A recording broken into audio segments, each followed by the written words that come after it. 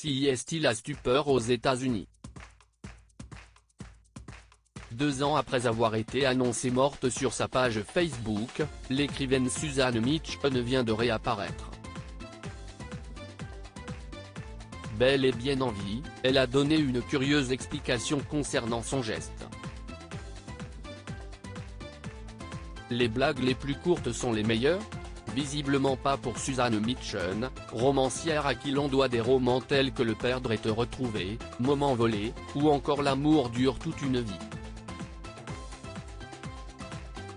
Il y a un peu plus de 2 ans, en 2020, une femme disant être sa fille avait annoncé sur la page Facebook de l'écrivaine que celle-ci avait mis fin à ses jours. Dans son message annonçant la tragique nouvelle, elle avait expliqué que sa génitrice était la cible d'intimidation et de harcèlement de la part d'autres artistes. Depuis, la page servait surtout à rendre hommage à l'écrivaine ainsi qu'à ses œuvres. Seulement voilà, ce jeudi 5 janvier, Suzanne Mitchell a créé la stupeur en annonçant sur son compte qu'elle était belle et bien en vie. J'ai débattu sur la façon de faire cela 1 million de fois et je ne sais toujours pas si CIST bien ou non. Il y aura des tonnes de questions et beaucoup de gens quitteront le groupe, je suppose, explique-t-elle dans un premier temps, avant de préciser que ce sont ses enfants qui ont pris la décision de la faire passer pour morte. Ma famille a fait ce qu'elle pensait être le mieux pour moi et je ne peux pas leur en vouloir. J'ai failli me suicider à nouveau et ils ont dû revivre tout cet enfer. Les proches de Suzanne Mitchell en colère certes, savoir Suzanne Mitchell vivante est un soulagement pour les internautes.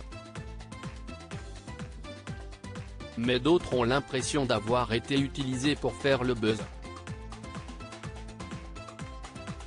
Il faut dire que pendant tout ce temps où ses fans la croyaient morte, elle continuait d'écrire sous le pseudonyme TN Style. Un revirement difficile à digérer pour ses proches, dont son ancienne amie, l'écrivaine Samantha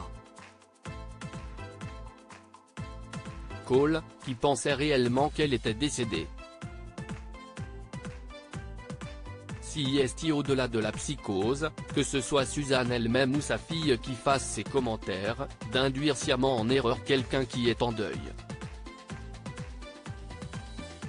Maintenant, je me méfie de tous ceux que je n'aille jamais rencontrer en personne, avec qui je suis ami sur Facebook, et CIST vraiment triste, a-t-elle déclaré dans une émouvante vidéo postée sur ses réseaux sociaux. Difficile d'accorder sa confiance après avoir été berné de la sorte. Droit d'auteur screenshot.